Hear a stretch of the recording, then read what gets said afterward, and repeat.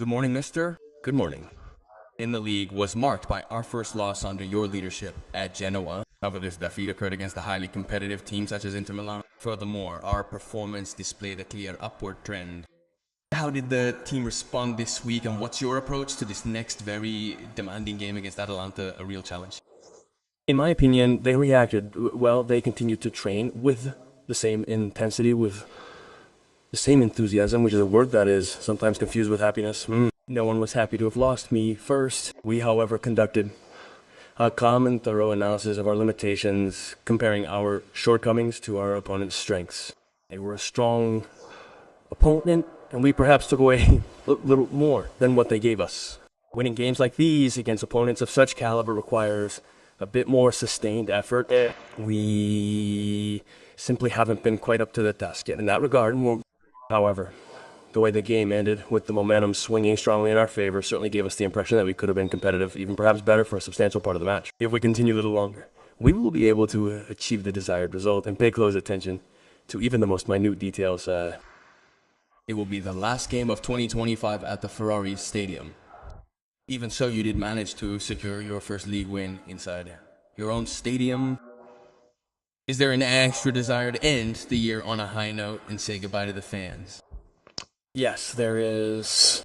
However, we'll be meeting again at the end of the week, so I'm unable to compile a comprehensive list of all of the matches played this year for a detailed analysis.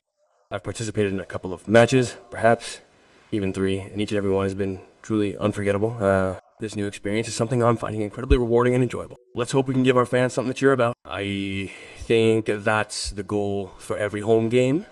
After that, we'll be back here on January 3rd, so there won't be a long wait. It's going to be a very important game, another opportunity for us to gain some vital points. They're a very strong team, because Atalanta are a very strong team, clearly on the rise. When we faced them a short time ago, we studied them. We know what kind of team they are, a bit more easy to classify than Inter, a bit more easy to define, but no less strong for that. They all have great quality. The coach is a great launch coach, and it's gonna be a very difficult game. Yes, you and Palladino share a common trait this season. You are both coaches who stepped in mid-season, and both of you have thus far made a positive difference. It's not the first time for you, is it? And I'd like to ask you, what changes pros and cons? When you take over, how do you experience it? And what has changed in Atalanta? What has Palladino brought to the table that's different? Look, I've heard some of his interviews and some of his players' interviews. They talked about important work on the mentality, on the players' enthusiasm. I think that a capable coach, especially when he takes over, must work a lot on this aspect, because when you take over, barring any glaring exceptions, and you enter an environment that is doing poorly, for better or worse, or that has problems, and it's certainly the case that the mind is the first organ, the fundamental aspect to be addressed, and I believe he adopted a similar approach. Then the results come because the players are good, obviously, and they unlock themselves. I don't think that if you start from the beginning of the championship, the mental aspect holds secondary importance. In fact, I believe it retains equal significance. Possessing those 2 months of preparation, 8 weeks to be precise, along with the opportunity to select more or less the entire team, allows you to impose a more distinct imprint on your coaching philosophy, a clearer reflection of what you believe that team can achieve. In contrast, when you assume the position mid-season, you're essentially inheriting the groundwork laid by the previous manager, from the previous management, in this case also from the previous sporting director. So it's a let's say a kind of trying to fix a suit and not being able to make it from scratch. Here we are, mister. Let's start with the game itself, and the weekly reports talk about some ailments and, above all, also a recovery. Can you confirm this in the meantime? Yes, we've had a few players pick up some injuries. The match against Inter Milan was incredibly intense, leaving some of our players feeling rather worn out and battered. Today we were happy to have Leo Ostergaard back in training. We'll need to monitor his progress carefully, observing how many minutes of training he can complete, how he feels physically, and most importantly his response to the intensity of his first proper training session with the team. Yesterday he did something a bit different. Vitigna hasn't been feeling great these past few days, but today he did a full training session and didn't experience any specific pain. Unfortunately, we lost Max Cornet and Albert gone back a bit along the way. And since those minutes or the day after the match, they felt their old problems flare up again. And maybe I'm forgetting someone. Why? You're more prepared than I am about these things, you know them before I do. But anyway, we're doing pretty well, Then there are the normal ailments. One day you don't train, one day you stop, like it happens in any other team. Now, speaking of Atalanta, in the Coppa Italia, you did some tests. You wanted to try out players in certain roles. I'm thinking of Norton CFI, who was a brace, but they were almost the team that we'll probably see tomorrow night, Sunday night, apart from the absences due to the African Cup of Nations. It could be an advantage for you. You've already faced them. They come in thinking maybe it's easy. Right? Because the Atalanta coach knows us, he knows me. He's too smart to think that we're going to play a match identical to the one in the Coppa Italia also, because that was influenced not only by some of my choices, which wanted to see and try out different situations from the usual ones, but also by a sending off. So he knows very well that it will be a match, let's say, a slightly different start to the match, a slightly different preparation for the match.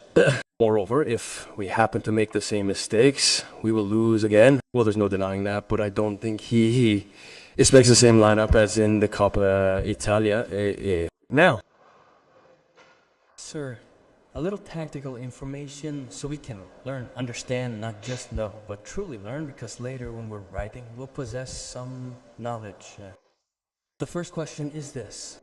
Janowski, who plays as a halfback, is there no way of putting him in the middle of the two defensive midfielders so that he can have the two who win the ball back from him and he can do what he knows how to do? Because the choice is excellent. This is the first one. absolutely yes. Absolutely yes. It's a role that's, in fact, quite well suited to him. You'll certainly see him again. We saw him during the game because I think he was in shape, and I didn't want to take him off. And I wanted to keep offensive players who have the let's say, the shot that they pull out of their hat, because we needed to get back into the game. But we also have other playmakers like Massini, like Frendrop, who can play that role. Regarding Genka, I think he's a player capable of performing in that position. Bonshu, on the other hand, will need some time to fully understand and adapt to the specific intricacies of the role. Playing man-to-man, in my opinion, is not that difficult from a defensive point of view. Well, he would adapt to that type of defensive phase sooner than to a more positional or defensive one. But, well, we also have alternatives, and if we drop him a bit too much, we could lose him in an area where we want him, which is close to the opponent's area. So the second question is this. We form Genoa's strength along the flanks, along the lateral lanes. Shows few tactical adjustments. We see Martin and Nord frequently isolated. This is due to a lack of substitutions. And a refusal to alter our attacking strategy.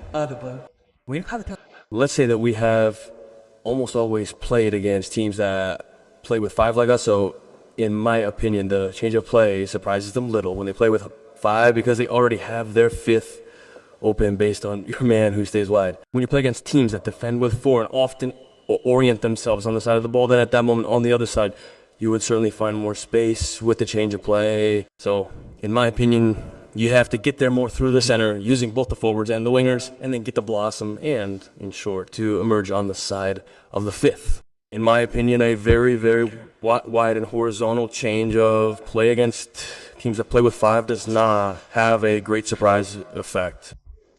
Yesterday, Colombo said in a press conference that Atalanta plays with man-to-man marking, man-to-man.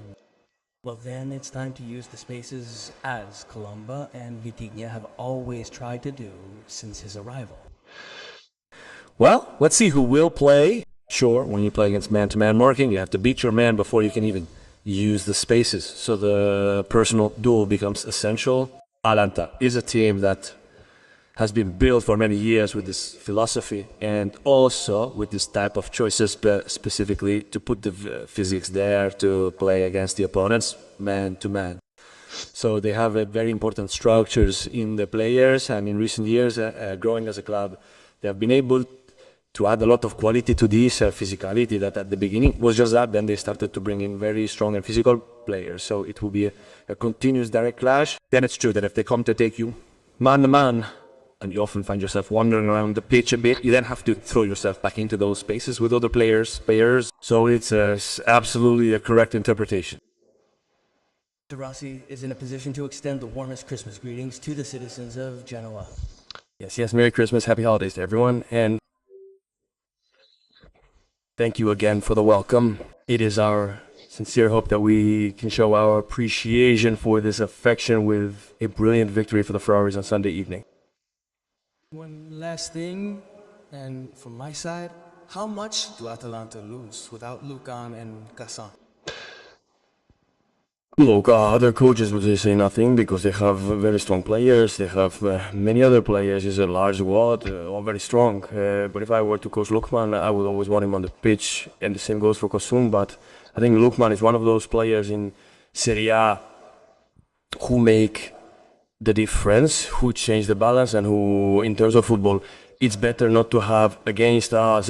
Then we saw how dangerous Daniel Maldini was in the Coppa Italia match when he came on, and many other players. De Ketelaere, Samardzic, I don't know who will play, but if we think we'll find a team without quality, we're wrong. If we have to be honest, having Lukman or not having him changes you here.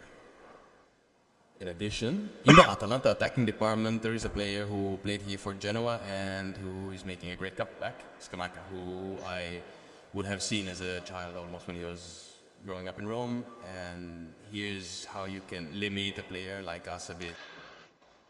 You can limit it. You can limit it by winning many duels against him.